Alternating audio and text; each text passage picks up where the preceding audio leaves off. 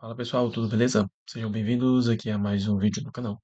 E no vídeo de hoje nós vamos discutir um pouco sobre fundos imobiliários, mais especificamente sobre a opinião de Luiz Barsi sobre os fundos imobiliários. Não é uma coisa nova, né? Ele já falou isso há um bom tempo, já deu as suas observações sobre os fundos imobiliários há um bom tempo, mas o contexto atual, as pessoas começam a analisar: será que ele tinha razão? Fundos imobiliários realmente não é um bom investimento? Então falarei sobre isto no vídeo de hoje. Antes de continuar, claro, caso você queira se inscreva aí no canal, faça seu comentário, que vai ajudar a gente a crescer. É isso aí, vamos lá. Bem, pessoal, é o seguinte, fundos imobiliários são um tipo de investimento muito visado pelos investidores, certo? Principalmente porque os fundos imobiliários eles distribuem dividendos todos os meses, certo? Então, os investidores buscam muito fazer uma renda mensal com fundos imobiliários. E, além disso, esta renda ela é isenta de imposto de renda, o que torna esse tipo de investimento muito atrativo. Justamente por causa disso é que os investidores buscam, nos fundos imobiliários, construir um portfólio capaz de gerar renda mensal, seja uma renda complementar, certo? Ou para a aposentadoria. Então, os fundos imobiliários, eles são muito atrativos para os investidores, por estes motivos aqui. Contudo, gente, o que acontece é que muitos investidores esquecem de um detalhe bem importante. Os fundos imobiliários são renda variável, logo eles possuem risco. Como todo investimento de fundo imobiliário, ou melhor, como todo investimento de renda fixa, os fundos imobiliários também apresentam risco. Não só isso, eles possuem também algumas peculiaridades que torna até um pouco difícil avaliar alguns fundos imobiliários. Eu sei que boa parte dos YouTubers falam que analisar fundos imobiliários é simples, tudo e tal, tem várias ferramentas. Na verdade, as ferramentas simplificam o trabalho, mas não torna fácil, certo? Ainda assim, você tem que ter bastante cuidado, pois fundos imobiliários têm riscos. E eu vou mostrar aqui a vocês, certo? Um exemplo disso. Olha só, na data que eu estou gravando esse vídeo, 80 mil cotistas deste fundo aqui, o TORD 11, estão sem receber dividendos há mais de um ano. Ou seja, estes investidores colocaram seu dinheiro neste fundo imobiliário para receber aquela renda mensal. E estão há mais de um ano sem receber nada. O motivo por trás da ausência de remuneração é simplesmente a inadimplência do portfólio. Como assim? O fundo tinha imóveis, alugou para alguém.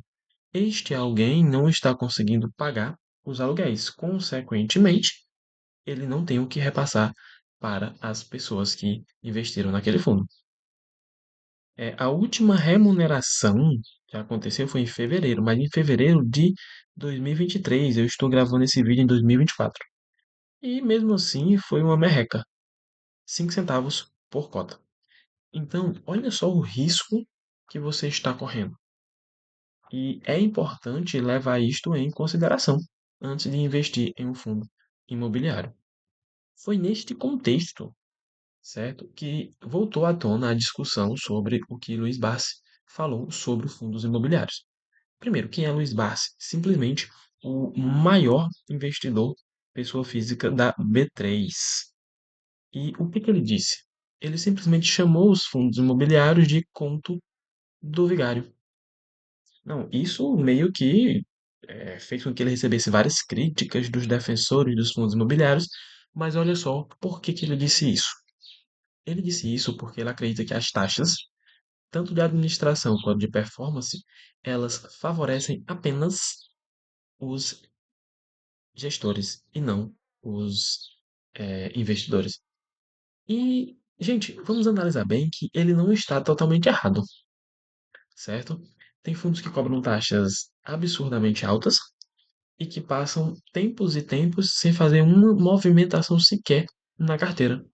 O ano de 2023 foi desafiador para alguns fundos imobiliários e simplesmente teve fundos que mal se mexeu. Teve gestor que não fez uma alteração na carteira em quase 8 meses de 2023. Eu sei que tem que ser cauteloso e etc.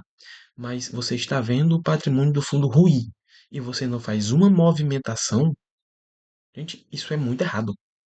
Mas as taxas estavam sendo pagas. Eu não vi em nenhum momento gestores dizendo, não, já que a gente não está conseguindo, vamos reduzir aqui a taxa, nem que seja uma porcentagem mínima para mostrar que leva em consideração os investidores. Ou seja, ele não está totalmente errado aqui, não. Pelo menos em minha opinião, não. Tem gestores e gestores de fundo. E tem uns muito péssimos mesmo, certo? Que não estão nem aí para os investidores. Essa é a realidade. Mas isso não invalida todos os fundos imobiliários, pelo menos não em minha opinião. Bom, mas ele não é o único, né? A família praticamente não investe em fundo imobiliário. A filha dele, Louise Barsi, que é esta moça aqui, que você deve ter visto recentemente em diversos podcasts, ela também não investe em fundos imobiliários. Porém, ela dá uma argumentação um pouco diferente, válida, certo? Mas um pouco diferente. Ela diz que o setor imobiliário costuma ser mais suscetível aos ciclos econômicos. Ela não está de todo errada. O setor imobiliário, praticamente qualquer movimentação adversa na economia, ele é afetado. Porque o setor imobiliário implica necessariamente em compra e venda de imóveis e aluguéis. Certo? Claro, com certeza tem outros detalhes aí no meio, mas perceba que em um contexto de inflação alta, por mais que os preços dos imóveis suba, o que favorece o patrimônio do fundo imobiliário, o valor dos aluguéis também sobe. Então, quem está ali alugando aquele espaço vai pagar mais caro. Se as condições não tiver boa na economia, pode ser que gere uma inadimplência. Então, assim, várias coisas podem afetar o fundo imobiliário. E qual é o problema? Isso também afeta ações, né? Em situações de economia ruim, as ações também caem.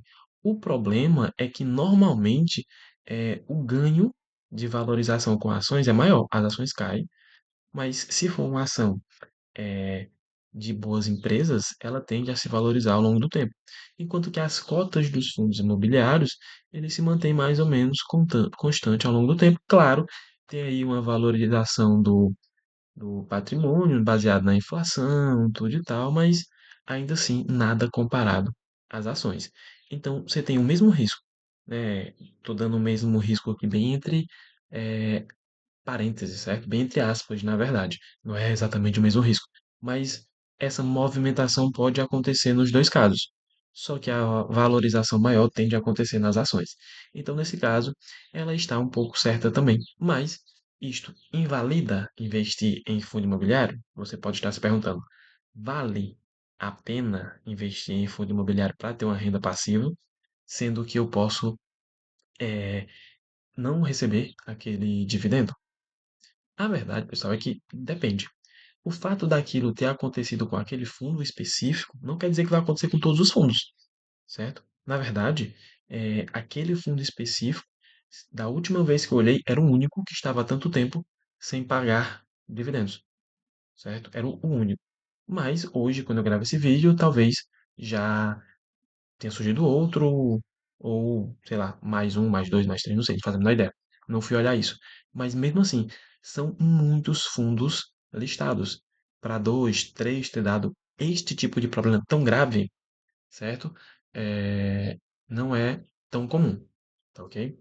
Agora, não quer dizer que este problema grave não ser comum, não quer dizer que outros problemas não venham a acontecer. Vem acontecer, pode acontecer, e você tem que estar atento. Então a resposta para essa pergunta se vale a pena é simplesmente depende. Depende de quê? Do seu perfil, dos seus objetivos. Seu objetivo é valorização? Se é valorização, então não é fundo imobiliário que você está procurando, é ações, certo? Agora, se o objetivo é renda, aí sim, fundo imobiliário é para você. E mais uma coisa, a galera sempre desconsidera a questão do preço. Diz, ah, preço não importa. Para mim importa. Porque como os fundos imobiliários podem ter uma variação nos seus pagamentos de dividendo, se você paga mais caro, você vai ter um yield on cost muito baixo. Então, sim, os fundos imobiliários também possuem um valor teto ou um valor justo, como você queira chamar, certo? Agora, sim, o segmento de fundos imobiliários, certo?